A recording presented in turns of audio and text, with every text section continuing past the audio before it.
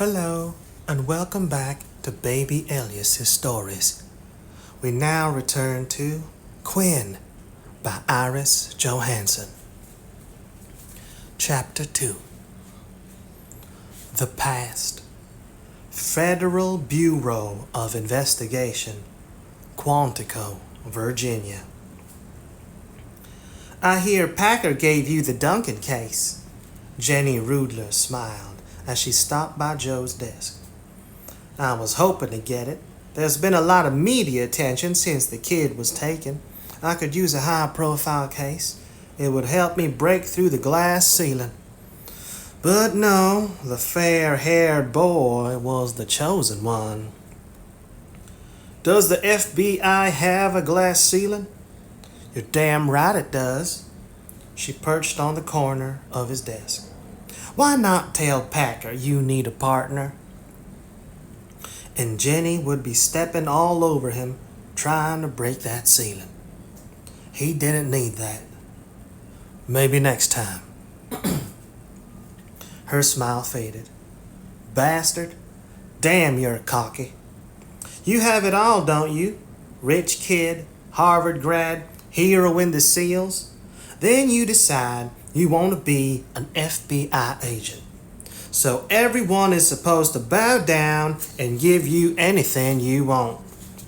He held on to his temper. That's right, but I'll make an exception in your case. I'll settle for you just staying out of my way. I worked for everything I've gotten here at the Bureau. Back off, Jenny. She hesitated, and suddenly the belligerence was gone. I'm sorry. You're right. Her smile was dazzling. I was really upset. It seems as if I'm not getting anywhere, and I'm frustrated as hell. Forgive me. He shrugged. No, I mean it. Let me make it up to you. When do you leave for Atlanta? Tomorrow. Then come over tonight and we'll have a few drinks. Which meant they'd end up in bed as they had a few times before. For a moment, he was tempted. She wasn't bad in bed, and he required sex often and varied. You were real good, Jenny murmured. Maybe the best. We had a good time, didn't we? But he didn't need the strings that Jenny would attach to any relationship, even the most casual. He didn't mind paying for sex, but not in the workplace. That could be a big-time headache. I'm busy. Sorry. Her smile disappeared. I'm not. Who needs you? She turned on her heel. There are a lot of people here who resent you and are just waiting to stab you in the back. You'd be smart to keep the friends you have. Have a good time in Atlanta. Translated, that meant go to hell, Joe thought, as he watched her walk away. She had a nice ass. Should he change his mind and go after her? He was always more attracted when there was a challenge involved. That was why he had come to work at the FBI. Life had been too flat after his service in the SEALs. No, curb that recklessness for once. He'd find enough of a challenge in Atlanta. Probably not physical, but definitely mental. He turned back to the folder on his desk and flipped it open. Bonnie Duncan. 2:30 Morningside Drive, Atlanta, Georgia. It was a nice little house in a nice little neighborhood, Joe thought, as he got out of the rental car. Inexpensive, but clean and freshly painted. It had a wide front porch, and red-orange geraniums were overflowing from a hanging straw basket. A car was in the driveway, a gray Ford, at least 7 or 8 years old. It appeared as clean and well taken care of as the house. Every detail of the house and automobile spoke of meager funds, but a determination by the occupants to make the best of what they had. But in Joe's experience, the obvious didn't always end up to be the truth. He rang the doorbell. No answer. He waited and rang it again. No answer. There were reasons why Eve Duncan would not answer the bell, but he still felt a little annoyed. How the hell could he help her if she shut herself away from him like this? Overcome it. Do your job, he told himself. He had to do the interview before he could dismiss Eve Duncan from his mind and get down to the business of finding her daughter's killer.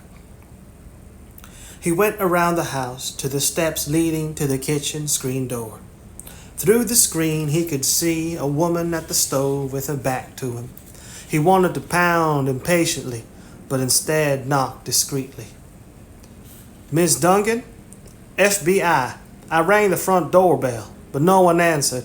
May I come in? She looked at him and turned back to the stove. Yes, I suppose you may. He opened the door and entered the kitchen. I can understand why you wouldn't want to answer the door. I hear the media has been harassing you. I'm Special Agent Joe Quinn, FBI. I wonder if I could have a few words with you. She glanced over her shoulder at him. Questions? I've answered millions of questions. It's all in the ATLPD records. Go ask them. He stiffened as he gazed at her. She wasn't what he had expected. Eve Duncan was tall and slim, with shoulder-length red-brown hair and hazel eyes. The high cheekbones of her face made it more fascinating than pretty. His report said she was only 23, but she could have been any age. She was extraordinary. Usually when meeting a woman, his first impression was of beauty or ugliness, not intelligence and personality. That came later on. That came later, along with an evaluation of whether he wanted to go to bed with her. But gazing at Eve Duncan, he couldn't think of single aspects, but the woman as a whole being. He was only aware of the tension, the painful restraint, the burning vitality of her. Why couldn't he look away from her? Get a grip. What had she said? ATLPD? I have to make my own report. Red tape. Procedures. She scooped up the omelet and put it on the plate. Why didn't they send someone right after it happened? It had only been 2 weeks, but it had probably seemed a lifetime to her. We had to wait for a request from the local police. You should have been here. Everyone should have come right away. Her hand was shaking as she picked up the plate and put it on a tray. I suppose I'll have to talk to you, but I have to take this omelet to my mother. She hasn't gotten out of bed since Bonnie disappeared. I can't get her to eat. I'll take it, he said impulsively as he reached out and took the tray. Which room? First door at the top of the stairs. What was he doing? Joe wondered as he started up the stairs. So much for his philosophy of non-involvement. He had practically jerked that tray out of her hands. Why? To help her, ease her, make all that pain go away? Crazy. He had seen Eve Duncan for only a few minutes. Sympathy, yes. That was natural and right. Not this urgent need to banish the torture she was experiencing in any way possible. Okay, deliver the omelet to her mother and go back down and interrogate Eve Duncan. No doubt that temporary aberration concerning the woman would have vanished by that time. He stopped short as he saw a framed sketch on the wall. It had to be a sketch of Bonnie Duncan, but it was extraordinary. The photograph he had in his file was good, but the little girl in this sketch was drawn with such love and skill that it made her come alive. Who had drawn it? Eve Duncan? Stop wondering about her and stick to his job. He knocked, then opened the door. Mrs. Duncan, I'm Agent Joe Quinn. Your daughter sent your breakfast. May I come in? I suppose. Sandra Duncan was lying propped up in bed, and her southern accent was much heavier than her daughter's. But I'm not hungry, you know. I haven't been hungry since Bonnie. Her eyes filled with tears. I miss her. Why can't you find her? Eve Duncan's mother was in her late 30s and prettier than her daughter, but she had none of her strength or that riveting vitality. That's why I'm here. He carried the tray over to her and put it on her lap. That's my job, but you have a job, too. You have to keep up your strength and help your daughter. Eve's so strong, she whispered. I've never been strong, except for Bonnie. I took care of her when Eve worked, and I did a fine job. Eve told me that all the time, but then somebody took her away. But your daughter is still here. She needs you, she frowned. Does she? Yes. I want you to eat that omelet and take a shower, then go downstairs and help her. Will you do that? I'd rather go to sleep. It doesn't matter. She needs you. He handed her the fork. We all have our jobs. He turned and headed for the door. It's time that you did yours, Mrs. Duncan. Sandra. Everyone calls me Sandra. He smiled at her over his shoulder. Pretty name for a pretty lady. My name is Joe. I hope to see you downstairs next time I visit here. Sandra smiled tentatively. You're strong. I like a strong man. But are you strong enough to help Eve to find our Bonnie? If you'll all help me. He closed the door and paused a moment before he went downstairs. Involvement. He should have let Eve Duncan handle her own personal problems. His only duty was to find her daughter's killer, yet he hadn't been able to resist pushing Sandra Duncan to help her. According to his report, Eve Duncan's mother was a former drug addict who had been rehabilitated at the time of her grandchild's birth. It wouldn't take much for Sandra Duncan to slip back into addiction at a traumatic period like this, and that burden would be all Eve Duncan would need on her shoulders. Protecting Eve Duncan again. What the hell? The woman hadn't even said a kind word to him, and it didn't matter. And that was more disturbing than anything about this encounter. Go down and face her, talk to her, and that weird fascination would probably disappear. He paused in the kitchen doorway. She was standing at the sink, washing the pan. He inhaled sharply. Impact. Strong.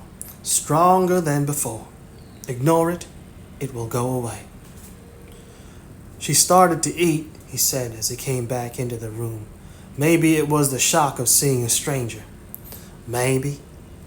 And how are you eating, Miss Duncan? I eat enough. I know I can't afford to lose strength. She started drying the pan. What do you want to know, Agent Quinn? Yes, she was strong. He could see it, feel it, like a fragile tree that would bend but never break. It hurt him somehow. He quickly looked down at his notes. Your daughter, Bonnie, disappeared at the park over 2 weeks ago. She went to the refreshment stand to get an ice cream and didn't return. She was wearing a Bugs Bunny t-shirt, jeans, and tennis shoes. Yes. And you didn't see anyone suspicious loitering anywhere nearby? No one. It was crowded. I wasn't expecting anyone to be... She drew a deep breath. No one suspicious. I told the police that I wondered if maybe someone had seen what a sweet kid my Bonnie was and taken her away. She stared at his face. And they only looked at me the way you're doing and made soothing noises. It could have happened that way. Yes, it could. He paused. But the odds are against it. I'm not going to lie to you. I knew that. I'm not a fool. I grew up on the streets and I know all about the scum who are out there. She looked wonderingly up at him. But I have to hope. She's my baby. I have to bring her home. How can I live if I don't hope? He felt as if he were breaking apart inside. He could feel her pain, and it was becoming his pain. Then hope. His voice was hoarse. And I'll hope with you. We'll explore every way we can to find her safe and alive. There's nothing I won't do. Just stick with me and give me a little help. She hesitated, gazing up at him. Believe me, he urged her silently. Put your hand in mine. Trust me. Let me guide you. Something strange is happening here, but it's not anything bad. I won't let it hurt you. She moistened her lips. Of course I'll help. She stood staring at him for a moment. She could feel it, sense what he couldn't say. He realized. In her pain, she couldn't define the nature of what she was sensing, but perhaps it would become clear to her. It would become clear to her later. As God help him, it was becoming clear to him. She glanced away from him as she put the pan in the cupboard. I'm afraid, she said unevenly. I'm afraid all the time. My mother gave up and just went to bed, but I can't do that. I have to keep fighting. As long as I'm fighting, I have a chance to find Bonnie. Tentative trust. It was the first step. Come closer. Let me hold you safe from the storm. But he could only nod and say, Then we'll fight together. I'll stay with you until we get through this. He paused. If you'll let me. Together, the concept was strange on his lips. He had always been a loner, totally self-ruled, shunning the dependence implied in the word. But he offered it to her. And Eve didn't even realize how much it meant. Or maybe she did. There was something in her expression. She slowly nodded. I think that would be very kind. Her words were oddly formal. Thank you, Agent Quinn. After he'd left the house, Joe sat in the driver's seat of his car, staring at the sunny front porch of Eve Duncan's home. There was nothing sunny about anything inside that house, he thought. There was pain and trouble, and a woman who was battling just to stay alive after her reason for living had been taken from her. The short time he'd spent with Eve had been full of disturbing images and emotions. Emotions he hadn't expected and had wanted to reject. His responses had been completely foreign to who he thought himself to be. What the hell had happened to him? He had felt like Sir Gallo had, wanting to fight dragons and lay them at her feet. She had moved him, possessed him, and made him see himself in a different light. It was insane. She was only a woman, and one who would bring him only trouble. Damn it. He couldn't even think of sex in connection with her. She was wounded, and might remain that way for a long time. Sir Galahad. There was nothing pure about Joe. He was earthy and sexual, and he had always leaned toward being more like wicked Mordred, or maybe Lancelot, who enjoyed toying with a married Guinevere. Okay, it was temporary insanity. If he couldn't have her, then what he was feeling would surely pass. That was his nature, where women were concerned. But sex hadn't been the force that drove him toward Eve Duncan. It might have been a light shimmering in the background, but he hadn't been aware of wanting her sexually, and that was a first for him. Maybe it had been there, and he hadn't wanted to admit it. No, it was something else. Powerful, protective, completely without precedent in his experience, and he wouldn't put a name to it. If he didn't recognize it, then it might go away. Much better for him, much better for her. because he wasn't a man who could let it go. Even now he was thinking, planning how he would keep his promise to her. Yeah, try to walk away from her, find her kid's killer, help her to come to terms with reality when she learned her little girl was never coming back. But don't put a name to this strange feeling that was beginning to disturb him. Time to stop thinking about Eve Duncan on this level and begin working constructively on her daughter's case. He drove to the nearest drugstore and placed a call to his contact with the ATLPD. Detective Ralph Slindak. He was glad they'd given him Slindak. He was a good man, and he and Joe had a history.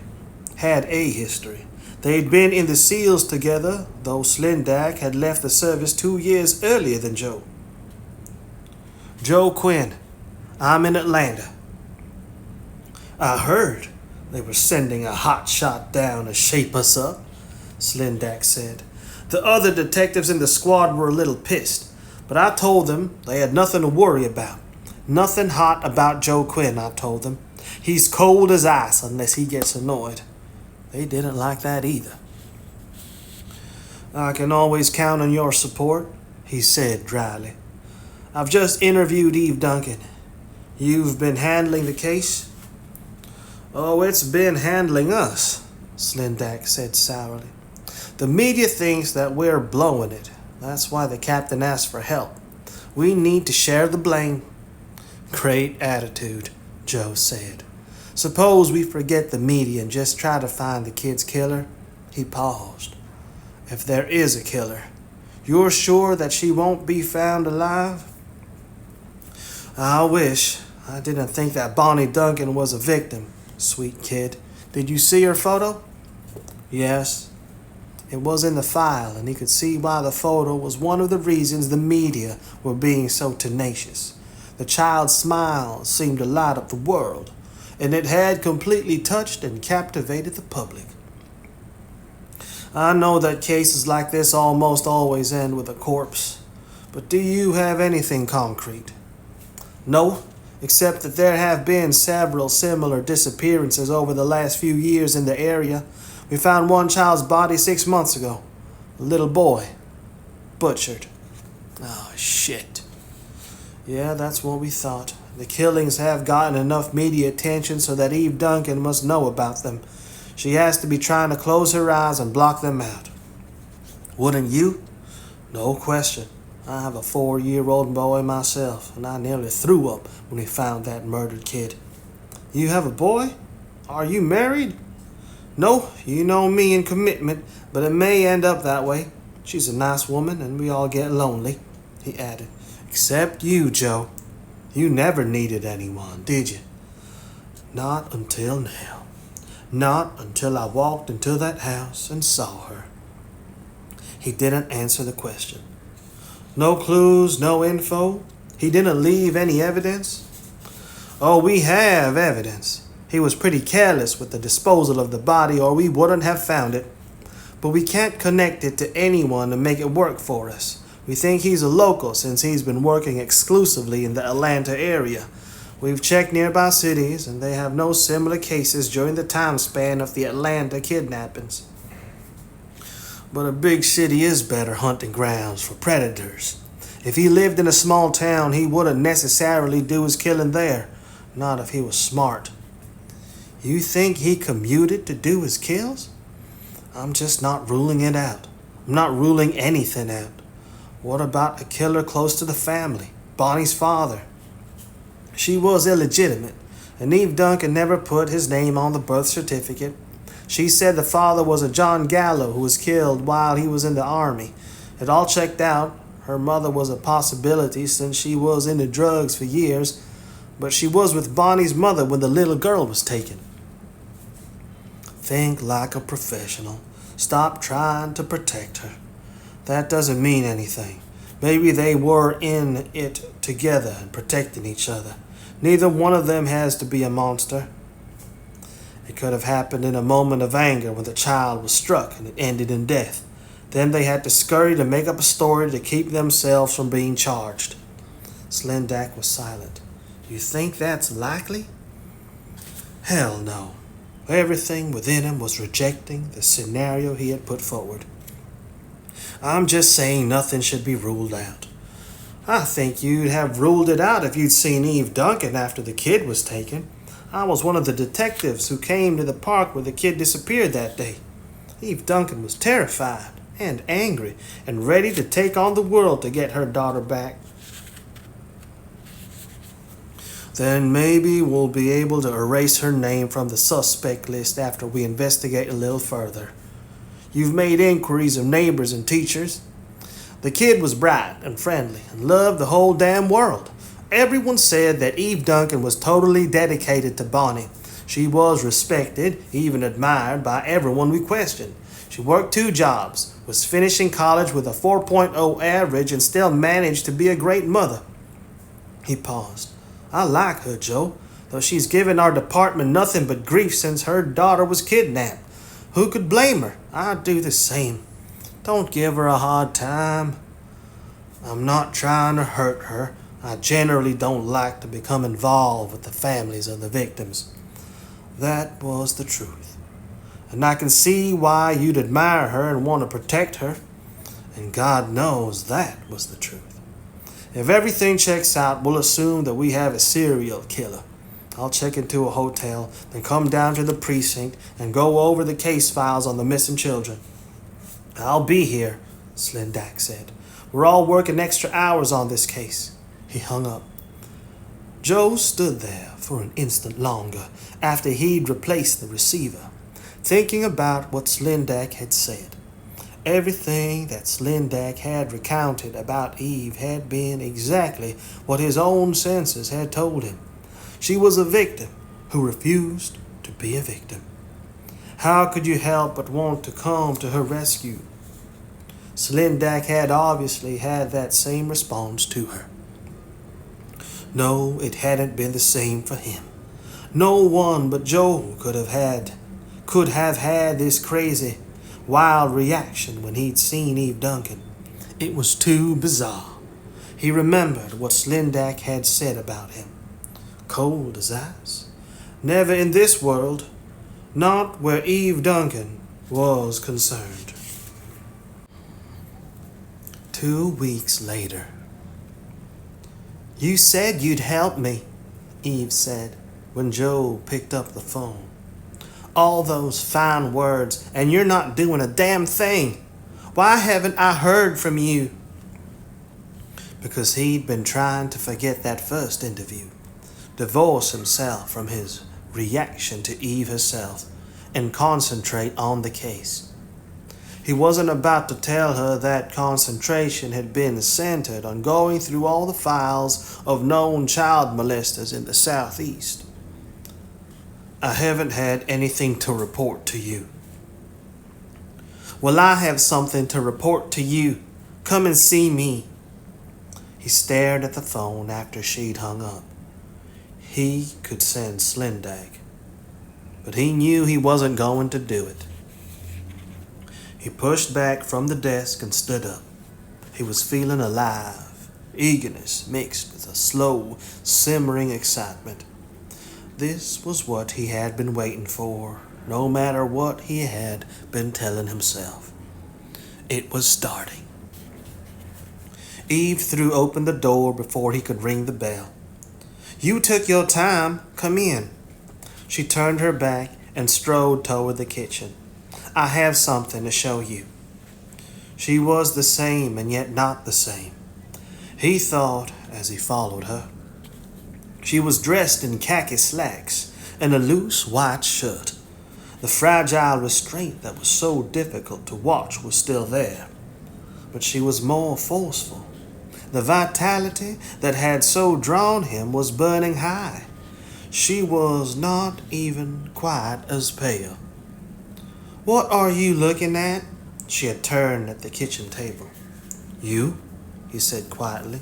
You look better. You're still too thin, but you appear to have been eaten. That's good. I told you that I wouldn't neglect myself.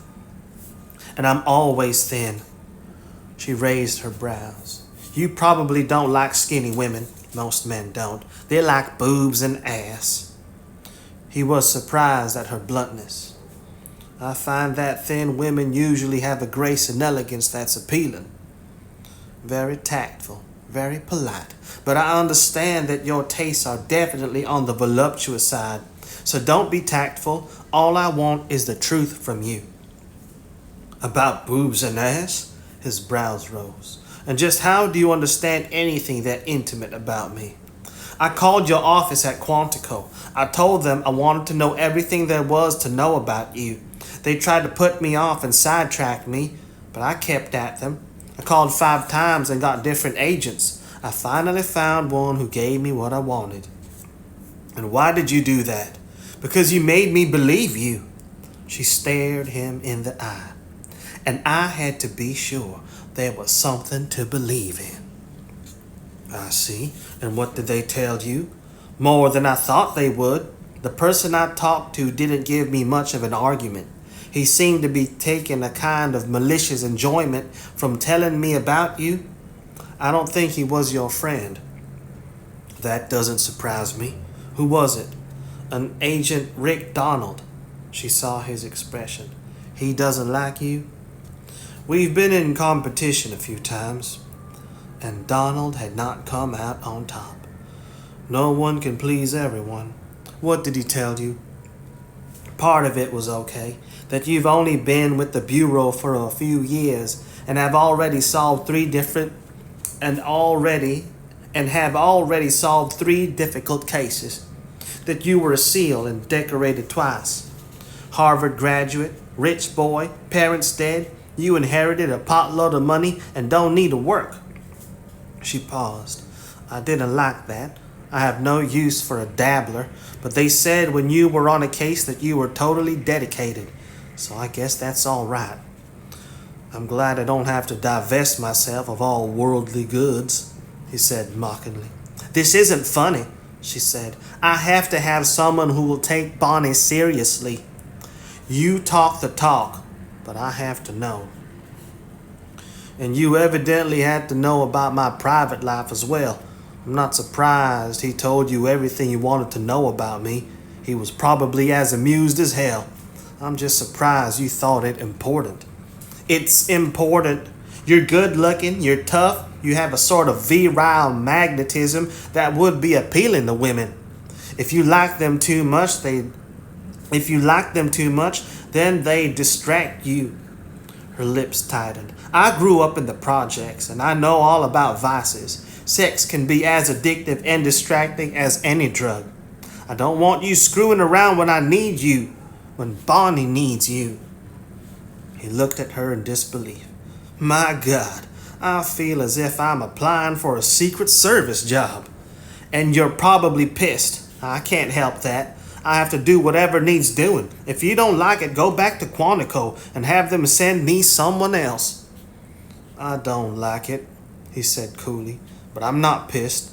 I'm considering the source. But stay out of my private business, or I'll start delving into yours. She looked surprised. Really? Then she shrugged. But my private business couldn't be more boring. Delve away. I'll do that. So I assume I've passed muster if you called me here to chew me out? That's not why I wanted you here. I just had to be honest with you. She moistened her lips. And I had to be sure you'll be honest with me. The police won't tell me the truth. They just make soothing noises and look away. And you said you'd help, but then you disappeared and pretended I wasn't there. Oh, I knew you were there. Every minute. Though he tried his best to block her out. Now he realized there would be no blocking her out, and they would just have to learn to deal with each other. But this bolder, blunter Eve Duncan was easier to accept than the woman who had touched him so deeply that he wanted to scoop her up and heal every wound. He could handle this woman, and it was better for him to keep this aspect of her in the forefront. I was busy, he added with deliberate rudeness. I didn't know I was supposed to be here to hold your hand. She instantly flared. I never asked you to. I don't want pity. I want help. Then tell me how you want me to start. Isn't that why I'm here? She nodded. Yes. She drew a deep breath, obviously struggling to control herself. She looked down at the box of papers and envelopes on the table. I need you to look at these. I want every one of them to be investigated. What are they? Letters. I received a lot of letters since Bonnie was taken. She tapped one pile. These are the ones that are from people who say they've seen her alive and well in different locations. She tapped the next pile. These are the sick ones. Some of them say I'm to blame and should go to hell for letting Bonnie be taken. She moistened her lips. Some of them are from people who say they took Bonnie and describe what they did to her before they killed her. There are only 3 of those. 2 of them I got the first week, and I turned them over to the police. They checked them out and said that they were nutcases and actually had alibis for the day that Bonnie was kidnapped. The last one I received yesterday, I held it to give to you. I was careful about fingerprints. She gestured to the box. Take them all. You said that you told the police about them, the ones where Bonnie had been sighted. Of course I did, she said harshly. They said that they checked those out too. I don't trust them. I want you to do it again. He carefully opened the last letter she had received yesterday and was scanning it. Incredibly ugly. Sickeningly explicit. It must have been pure torture for Eve to read it. Didn't Detective Slindak tell you to just give the unopened letters to him? Yes, I couldn't do it. They were addressed to me. She's my daughter. I had to be part of what happened to her. These aren't part of what happened to her. These are just a bunch of hyenas crawling out of the woodwork and trying to tear you apart. I've seen it before in these cases. Have you? Well, I haven't. It's all new to me. So I have to treat everything that comes my way as if it had never happened to anyone else before. Maybe you and the police are taking it too much for granted because you don't have the same perspective as I do. Maybe you're not careful enough. I'm careful. He carefully put the letter back in the box. I'll check these out again for you. Particularly the ones where Bonnie was seen alive. Particularly those, he said gently. I want to go with you. That's not procedure. To hell with procedure. You said we'd search for Bonnie together. Was that bullshit? No, but I didn't think you'd be this proactive. I was supposed to sit here and wait for you all to do everything according to procedure? Her eyes were glittering fiercely, her hands clenched. I can't do that. I've waited for her to come home. I've waited for you to tell me you found her. Her voice was uneven. I've waited for you to tell me my baby is dead. I can't wait any longer. I have to find out for myself. She took a step closer to him. Can't you see that? I won't behave like some hysterical female. I won't get in the way. But I have to help bring her home. She was tearing him apart. What she was asking was strictly against the rules and procedures. He'd be handed a reprimand and could even be taken off the case. To hell with it. He couldn't deny her the chance she wanted. He turned away. I'll drop this last letter off at ATL PD for processing. Then I'll come back and pick you up, and we'll go interview those 4 people who say they've actually seen your body. I could go with you now, she said eagerly. I'll just get my... She slowly nodded. You don't want to be seen with me while you're investigating. You'll get in trouble. I don't want you to lose your job. I won't lose my job. I just want to avoid difficulties. He smiled faintly. But what would you do if you thought that I would? You've got plenty of money. It wouldn't hurt you like it would some people. Still, it wouldn't be good. She hesitated. But it won't change what I had to do. I'd just call your boss and tell him that I'd go to the media and tell them how uncooperative the FBI was being with a bereaved mother. I don't think they'd like that. She chuckled. Lord, you're tough. I told you, I grew up in the projects. I had to fight every day of my life in one battle or another. She turned away. Go to the precinct and see if they can start the process of finding out anything from that poison pen letter. I can wait. She sat down at the table and opened one of the envelopes. I've gone over these letters dozens of times to see if I can find anything in them that would offer me any hope or insight as to where Bonnie might be. Her hands were shaking as she spread out the first letter. It won't hurt me to go over them again. Maybe I'll notice something more this time. Then I'll phone the people who wrote the letters and ask them for permission to come to see them. She was sitting very straight, her lips tight and her gaze fixed on the letter. Her concentration reminded Joe of a painting he'd once seen of Anne Boleyn in a London museum, staring at the sword that was going to take her head. The same fascination, the same resolution, the same tortured bewilderment. It was incredibly painful for him to stand there and watch her. He wanted to reach out and touch her, ease that terrible tension. She glanced up at him. What are you waiting for? Go on. We need to get started checking these right away. And the chances that they'd come up with anything new were poor at best. The sad thing about that knowledge was that in her heart, Eve knew it as well. But he'd be damned if he'd voice it. He turned away. I'll be back as soon as I can. I'll call you if I get delayed.